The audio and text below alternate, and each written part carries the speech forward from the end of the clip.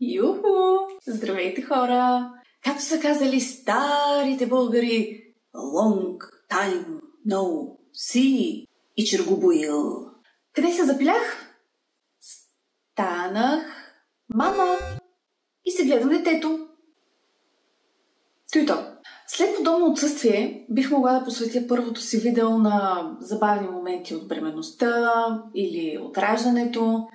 Много забавно активити, между другото. Или на отглеждането на новородено. Ама не. Обаче, знаете ли какво? Нормално, докато си гледаш детето, изникват въпроси, проверяваш, търсиш информация онлайн и тук-там, хоп! И попаднеш на някоя мама-инфлуенсър. И пропадаш в заешката дупка. И си казваш, и си казваш, Евола, между другото, евола на всеки, който успява да премине през приключението родителство. В това видео обаче, с най-топли чувства, обръщам на смях това да бъдеш мама-инфлуенсър. Да поговорим за възстановяването ми след раждането. Хора, аз имам плочки на корема. Знам, че родих завчера, но просто имам плочки. Какво да направя? Още по-странното е, че всъщност аз на този етап изобщо не тренирам. Нищо, че рекламирам една от големите фитнес вериги в страната. За 10% отстъпка може да видите кодът в описанието на видеото. Код MISSIONETPP. Плочките са си просто там.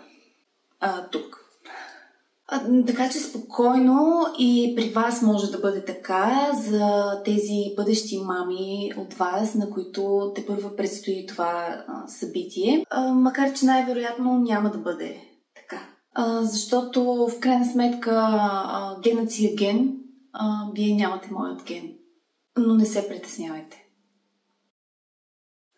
Здравейте, мами! В днешното видео ще си поговорим за захранването. Мами, много е лесно, няма да се притеснявате. Педиатърът ще ви каже едно, консултантът по захранване друго, приятелките нещо трето, интернет ще ви довърши и все пак смятам, че ако послушате мен, всичко ще бъде наред. Ние започнахме с зеленчучки. Тиквичка, картофче, карфиолче и после останалите поред.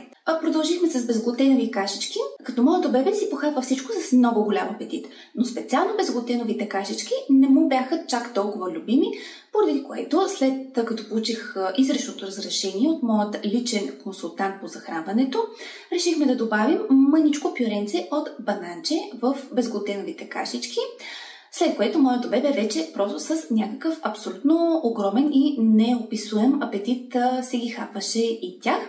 Но само по изключение бананчето въведохме. Плочетата по принцип трябва да ги въведете най-накрая като група храна. А после въведохме глутенче.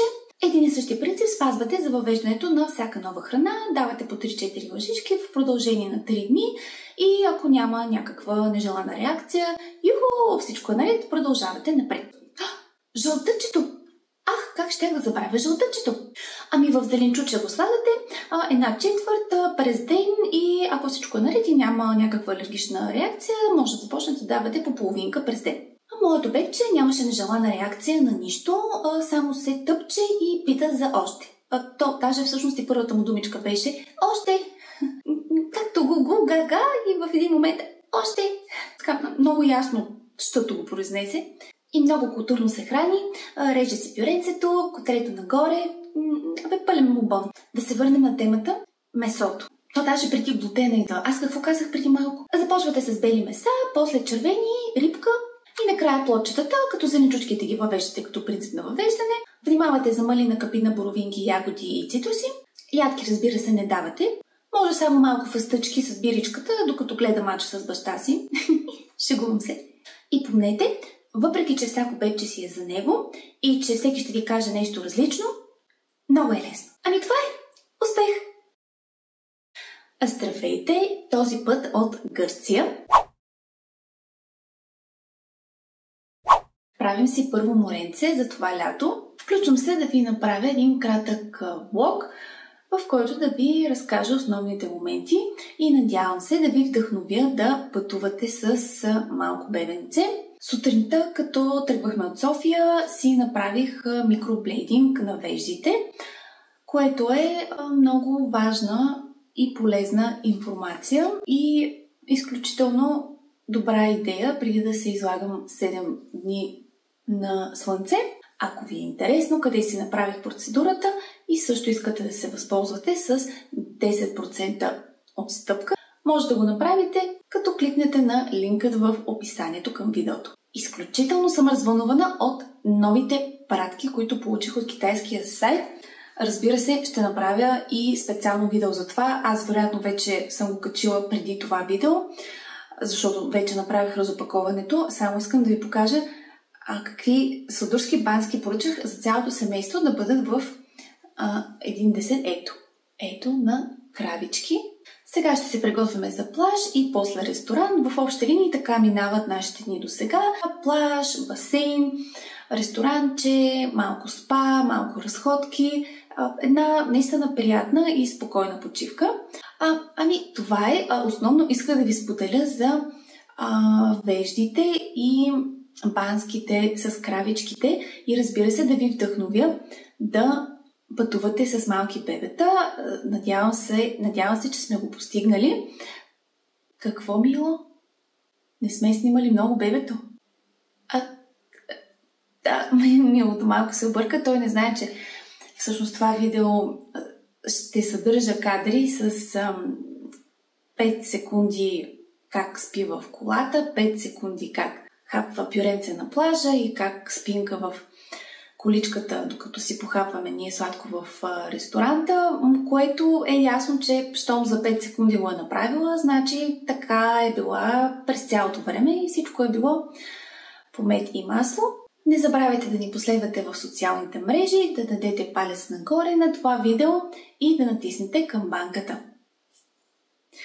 Мило, много ме дразниш. Айде ти, голям съм, дай.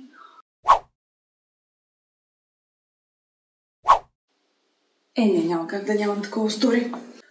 Айде. Свежа, но не прекалено.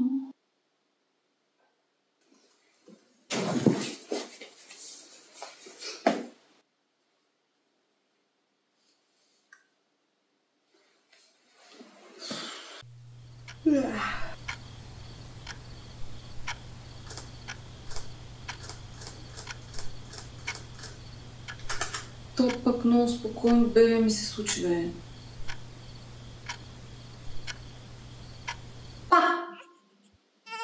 Задържа.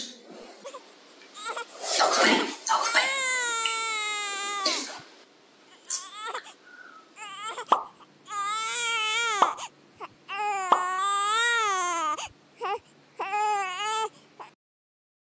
В това видео ще ви споделя как преминава един мой ден. Разбира се, всеки ден е много различен, но точно днес, когато реших да снимам, денят беше малко по-динамичен. Станах в 5 сутринта, бягах 10 км в парка, нахраних децата, после си поиграхме. Спонтанно измислих и организирах страхотна изненада за рождения ден на последният ми мъж. Веднага след това отидох на грим и прическа, за да съм готова по-отрано и да не го мисля в последния момент. Сготвих, разбира се, за обяд.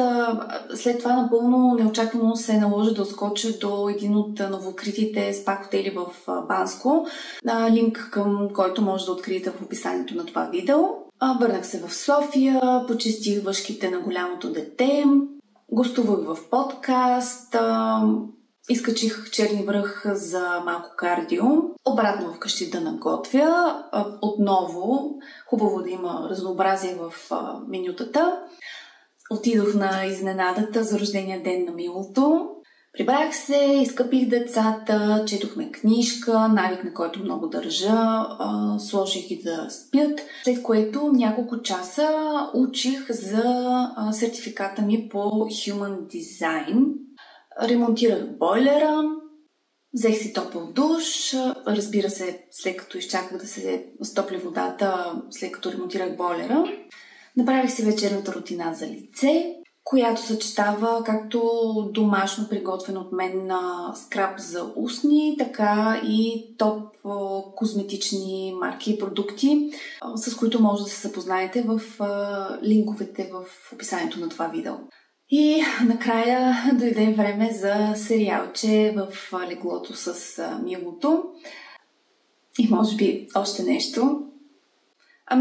Това е един ден с мен, напълно реалистично, напълно съвместимо с концепцията за 24 часа в денонощието. Можем, мами. Ще трябва да сложа друг филтър. Айде пак. Газ!